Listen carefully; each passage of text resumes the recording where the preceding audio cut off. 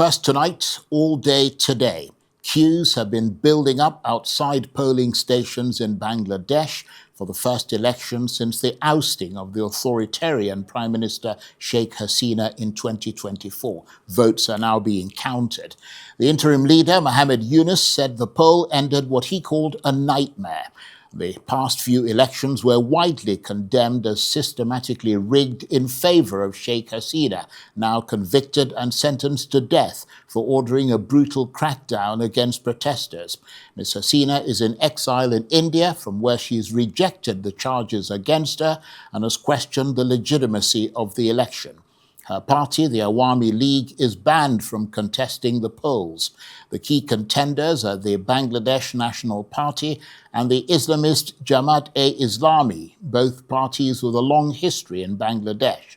Some of the students who led the uprising formed a new party, which is fighting the election in an alliance with the Jamaat-e-Islami. People across Bangladesh are heading to polling stations today in a closely watched election, the first since the 2024 student-led uprising that led to the ouster of former Prime Minister Sheikh Hasina. Around 120 million voters will choose a new parliament after months of political upheaval. Lines of voters have been forming since early in the morning in many areas. They describe the moment as both hopeful and tense. At the center of this race are two rival groups, the Bangladesh Nationalist Party, led by Tariq Rahman, who's trying to reclaim power after years in opposition. Challenging the BNP is the Jamaat-e-Islami Party, which heads a broad alliance that also includes student protest leaders. Alongside the vote, Bangladesh is also deciding on a proposed national charter, which is aimed at major political reforms. Now, in other news, the U.S. House of Representatives has voted to rescind President Trump's tariffs on Canadian goods. In a 219 to 211 vote, 6 Republican lawmakers joined Democrats to back a resolution that seeks to end the tariffs Mr. Trump imposed on Canada last year. With Republicans holding a thin majority in the U.S. House, the 6 Republican defections, along with a near-united front from Democrats, was enough to secure the votes. It is, of course, largely symbolic for now, as it will still need to be approved by the U.S. Senate and then approved by President Trump, who is very unlikely to sign it into law. Since his re-election, Mr. Trump has imposed a series of tariffs on Canada, recently threatening a 100% import tax in response to Canada's proposed trade deal with China. As the vote was taking place on the House floor, Mr. Trump posted on Truth Social that any Republican in the House or the Senate that votes against tariffs will seriously suffer the consequences come election time. Well, for more on this, I'm joined now on the line from New York by Arise special correspondent James Blue. Good to see you, James. Just before we talk about Canada, just talk to us about the news that emerged a couple of hours ago. Donald Trump's border czar saying there'll be a significant drawdown of immigration enforcement officers in Minnesota. Briefly. Yeah, Charles, glad to be here with you.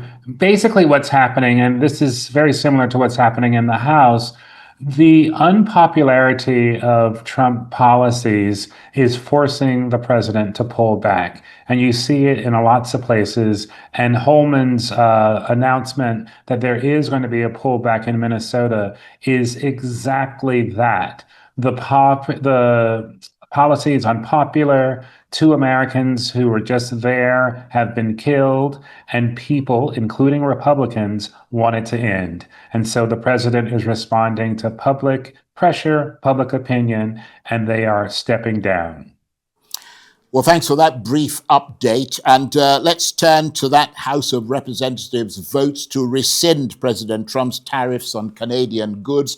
How significant is this vote politically, given that 6 Republicans broke ranks in a House where the majority is razor thin? I mean, does this signal the beginning of cracks within President Trump's party on trade policy?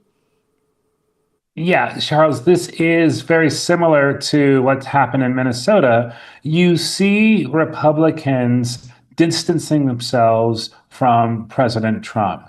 And so what is happening, President Trump is about to become a lame duck. He can't be elected again. His influence is on the wane. And so you now have a sort of disparate interests. There's the interest of the Republican Party, there's the interest of the president, and basically what is happening, you're seeing a split in those interests. And so there are some members of the House Republicans who recognize that the tariffs on Canada are hurting certain parts of the US, and they want those tariffs to be rescinded. In addition, there's some purely sort of constitutional Republicans who recognize that the president does not have the power to impose tariffs. That really lies with Congress. And so what this really represents are the twinning of interests, the separating of interests between President Trump and the party that President Trump leads, the Republicans. But I mean, James, the vote has been described as largely symbolic for now. If it is unlikely to pass the Senate or survive a presidential veto, what was the strategic objective behind bringing it to the floor? The objective to bring it to the floor, especially for those Republicans who have been elected in largely Democratic areas, those Republicans that have been elected in border states with Canada as a border, they can point to their opposition to the tariffs. This is a very safe vote. If you know it'll be vetoed, if you know the Senate won't pass it, you can vote for something and get on record saying, I support our relationship with Canada. I oppose the president's tariffs to Canada. And this gives you political cover so that you can point to your constituents what you've done to fight for them, knowing full well it doesn't stand a chance of passing, but it gives you the political cover so that you can run again and let people know you are fighting for them. That's a good point. Now, President Trump publicly warned that Republicans who vote against his tariffs would suffer the consequences electorally.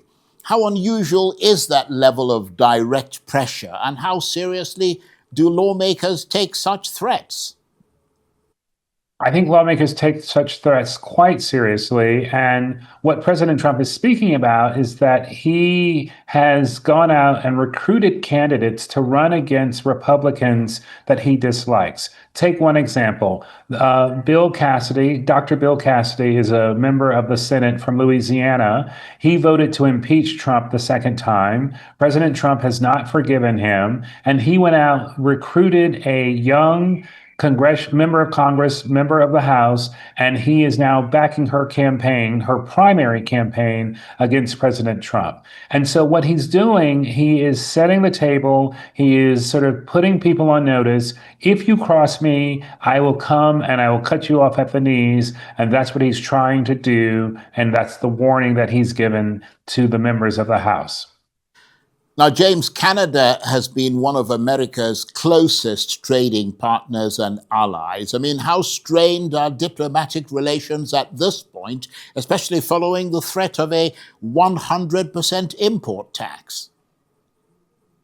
Yeah, the relations with Canada are quite strange, and it goes beyond the sort of tariff skirmishes and the trade impact. There's also this new bridge. Canada, at its own, has built a new bridge between the country's largest land crossing between Detroit and Windsor, which is the city across from Michigan in Canada. And the family who own the current bridge have been lobbying the U.S. to block the opening of the second bridge.